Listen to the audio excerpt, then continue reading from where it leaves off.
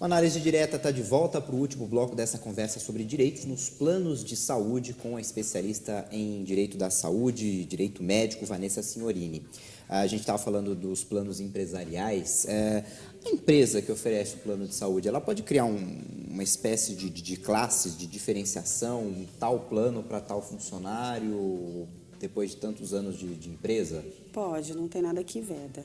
Existem vários tipos de plano de saúde, então cada um tem uma categoria, cada um tem um tipo, então ela pode, não tem nada que a proíba de fazer isso. E o plano de saúde pode oferecer diferentes linhas, dependendo do preço e tamanho dos serviços oferecidos? Pode. O plano de saúde pode. Ele tem vários tipos, né? A pessoa pode contratar um plano que ele atende internacionalmente, que ele atende o Albert Einstein, o Sírio-Libanês, como ele pode oferecer um que atende hospitais mais simples. Pode sim, ele pode determinar essa diferença. E a gente falou de algumas dificuldades, algumas dúvidas que aparecem quando há gravidez, quando tem a cirurgia bariátrica. Outro ponto que ainda causa muita polêmica é no tratamento de infertilidade. Sim. Qual que é o entendimento dos planos de saúde? Eles não cobrem o tratamento de reprodução assistida. Em 2009, foi incluído na Lei dos Planos de Saúde o artigo 35C, e esse artigo ele fala do planejamento familiar. Só que os planos de saúde acharam uma maneira de burlar isso, que eles falam assim, não, é só quando a gente tem que pagar a laqueadura ou a vasectomia. E não é verdade. O planejamento familiar, ele consiste na concepção e na contracepção. O planejamento familiar, ele é muito claro quando ele fala que remete-se à Constituição Federal, que a pessoa tem o direito de aumentar ou limitar a sua prole. Então, os planos de saúde, desde que seja uma doença catalogada como no caso da infertilidade, que ela tem o CID, ela é catalogada, se o médico determinar que a pessoa tem que fazer um tratamento de infertilidade e esse tratamento é uma fertilização in vitro, a pessoa tem o direito a ser custeado pelo plano de saúde. Infelizmente, o judiciário está muito dividido. Então, tem uns que têm entendimento favorável, que quando fala assim, não, é caso de infertilidade, tem que ser feita a fertilização in vitro, e tem outros que falam, olha, está excluído dos rol dos procedimentos, então não tem que custear. Na dúvida, para quem tem plano de saúde, o recomendável seria entrar na justiça, no caso de uma negativa. Sempre. Sempre, até porque o custo de uma fertilização in vitro é muito alta. Então, se a pessoa muitas vezes não tem condições de fazer, para você ter uma ideia, em média seria de 25 mil, no mínimo, para ela fazer um procedimento, um único procedimento. Então, se ela tem o plano de saúde, sim, ela tem o direito de buscar na justiça. E a gente está falando de plano de saúde, mas sempre lembrando que 70% dos brasileiros não têm acesso a um plano de saúde. Tem o SUS, o Sistema Único de Saúde, que não deixa de ser pago, né? Está todo mundo pagando para usar. Em que casos a pessoa pode entrar na justiça contra o SUS, de ter uma negativa de atendimento, de uma demora, um problema no atendimento? Existem alguns casos específicos, mas o mais comum que acontece é no caso de tratamento de câncer. A pessoa foi diagnosticada com câncer.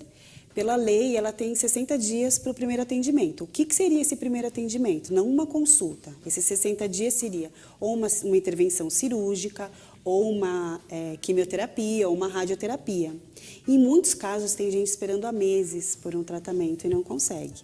Nesses casos, ela tem sim o direito de buscar, principalmente dependendo do grau que estiver o quadro clínico dela. Por exemplo, eu tenho um senhor que ele tem que fazer a cirurgia o quanto antes, ele foi diagnosticado em julho e a cirurgia dele estava marcada só para novembro. Contudo, o câncer dele é um câncer de língua, está muito acometido, ele já não se alimenta, então ele teve desidratação, ele teve desnutrição, por conta de não se alimentar e não beber mais água. Nesses casos, tem sim que procurar a justiça, nós conseguimos antecipar a cirurgia dele, e agora ele vai ser operado por conta dessa liminar que nós conseguimos. Tem um outro ponto que ainda existe muita discussão, que é, por exemplo, se cobrar de quem tem plano de saúde vai lá no SUS para ter atendimento. Qual que é a sua opinião? Eu creio que se a pessoa tem o plano de saúde, o correto seria ela procurar o plano de saúde para cobrir o tratamento dela. Até porque a pessoa, quando ela paga o plano de saúde, quando ela tem um câncer, ela acredita que, por exemplo, o Unicamp, que é referência, vai ter um atendimento melhor. E não necessariamente, não tirando o mérito que a Unicamp é uma referência. Contudo, o que a gente tem que entender é o seguinte, se ela tem o plano de saúde tem que custear o tratamento. Não adianta ela procurar o SUS, que ela vai estar tirando a vaga de quem realmente precisa. De quem não tem o plano de saúde, que realmente precisa do SUS. Mesmo que em tese é um direito, o SUS é para todo mundo. Exatamente. Mas uma pessoa mais necessitada vai precisar e não vai ter lugar na fila. Com certeza, ela vai perder a vaga dela porque a outra pessoa que tem o plano de saúde, paga plano de saúde, não paga pouco, às vezes tem o plano durante anos e ela não faz isso. Eu tive um caso de uma paciente que infelizmente ela veio a falecer. Ela, com 22 anos, foi diagnosticada com câncer de mama e ela começou o tratamento pelo SUS. Plano de saúde desde pequenininha, que era dos pais. Não, ela começou o atendimento no SUS e foi fazendo, em 1 ano, 2 anos, ou seja, tirando a vaga de quem realmente precisaria, porque não tem um plano de saúde. Ela teve uma metástase, começou em vários órgãos. Quando chegou no cérebro, o médico indicou para ela uma radioembolização. O que aconteceu? O SUS não tem. O SUS não tem. Quando ela foi para o plano de saúde negou. Falou, não vou te cobrir, não tenho por que te cobrir. Nós entramos na justiça, ela conseguiu fazer. Em menos de 10 dias ela fez o tratamento. Mas, em contrapartida, ela fez todo o outro tratamento no SUS. Então, quem deveria custear o tratamento dela é o plano de saúde e não o SUS. E os planos de saúde poderiam ajudar também o SUS com repasses? Eles fazem o repasse. Quando o plano de saúde tem dívidas com a União, pagar oferecendo tratamentos no SUS? São alternativas, são caminhos? Quando a pessoa tem o plano de saúde, em alguns casos a gente sabe que são feitos repasses para o SUS. Mas não sei valores e não sei te afirmar se são todas as pessoas que têm o plano de saúde que faz esse repasse para o SUS. Agora, que saídas que existem para o Sistema Único de Saúde aqui no Brasil? Quais são o que fazer? Porque está bem claro que a ideia é boa, a proposta é boa, mas no fim das contas é um cobertor que não cobre o corpo todo, né? Exatamente. O que acontece que o SUS ainda não deu certo? Existe alguma perspectiva de melhorar o atendimento do SUS para atender todo mundo? Primeiramente, tem que ter uma mudança na gestão, né? O problema maior, dinheiro se tem, o problema maior está na gestão.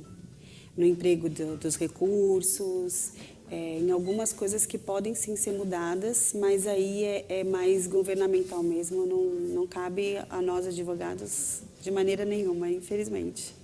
Agora, voltando aos planos de saúde, qual que é a recomendação para quem vai assinar, vai fazer um plano de saúde, vai contratar um plano de saúde? Que cuidados ter? Quais são os principais pontos para analisar no contrato? Para ficar no pé mesmo do agente, da empresa, quando aparecem dúvidas, quais são os principais pontos? Ela tem que ver o que ela está contratando. Ela está contratando um plano que só vai dar cobertura a consultas e exames. Ela está contratando um plano de atendimento hospitalar. Ela está contratando tudo. Estou contratando um plano que eu posso ter direito a consultas, exames, cirurgias, internações. Ela tem que primeiro verificar isso.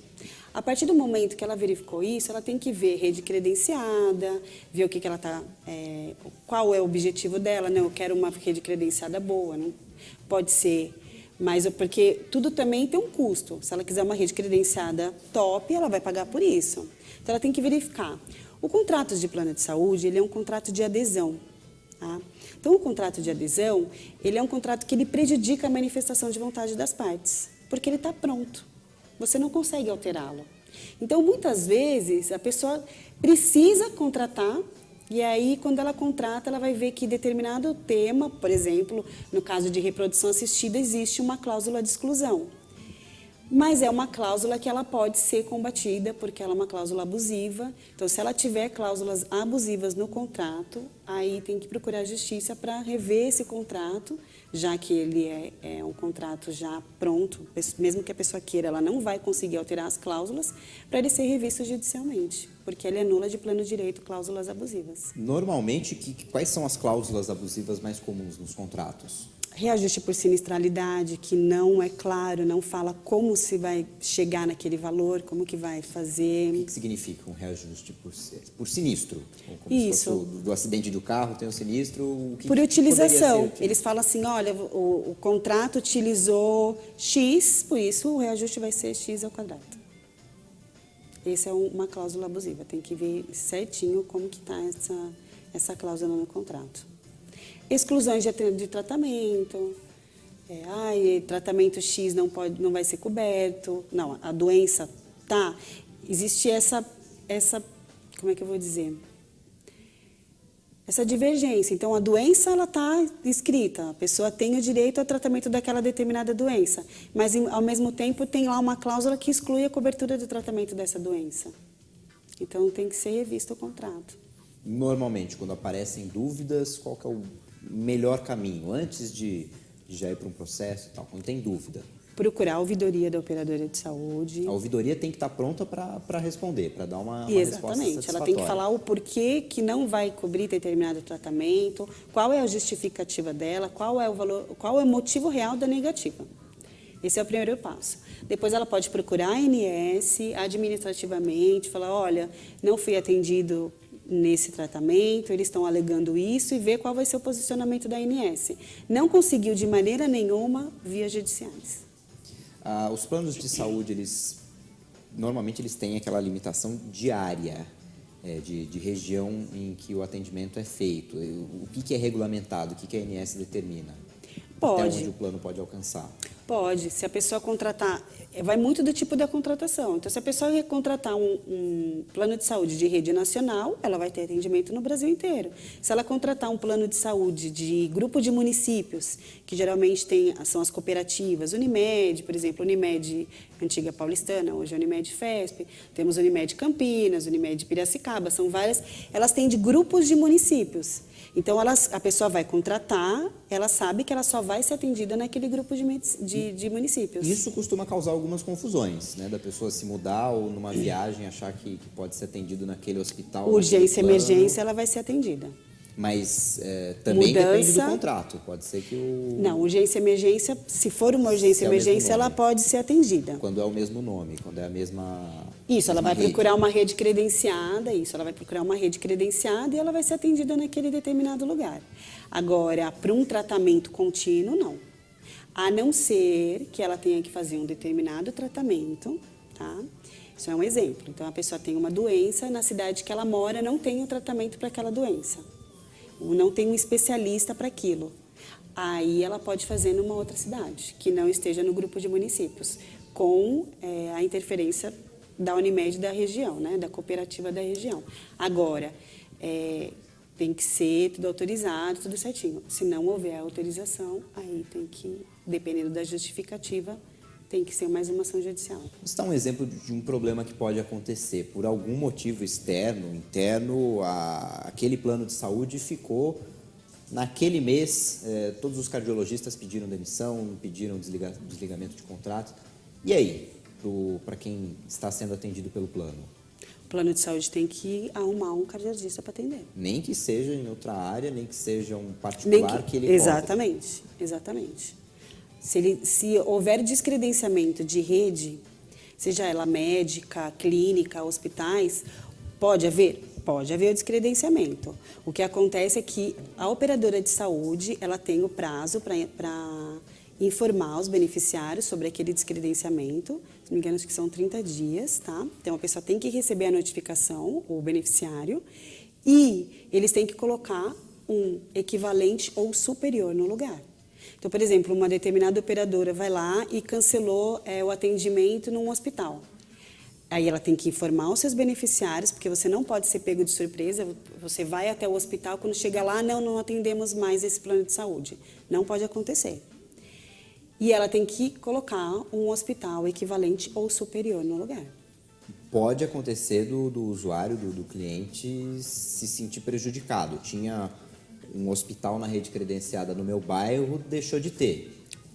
Houve uma quebra de contrato? Houve uma quebra de contrato. Em Dá alguns pra entrar casos, na justiça e conseguir na justiça? em alguns casos, sim. Já tivemos um caso assim no nosso escritório, que eram 2 senhores de idade, bem de idade mesmo, e de repente todos os hospitais e clínicas do bairro que eles moravam descredenciou, nenhum mais atendia. Aí nós tivemos que entrar na justiça e pedir que eles fossem novamente credenciados, porque não tinha mais condições.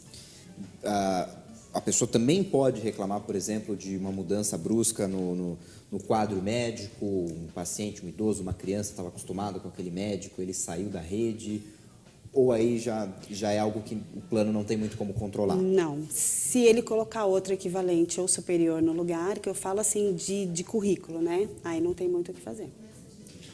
Vanessa Signorini, quais são os caminhos para quem quer tirar dúvidas, tem informações, outras, artigos a respeito dos direitos da saúde? Entre no nosso site www.signoriniadvogados.com.br, Facebook Signorini Advogados, estamos à disposição. Muito obrigado pela entrevista. Obrigada. Muito obrigado você que nos acompanhou. Lembrando que você pode mandar perguntas também para a gente responder nos outros programas também.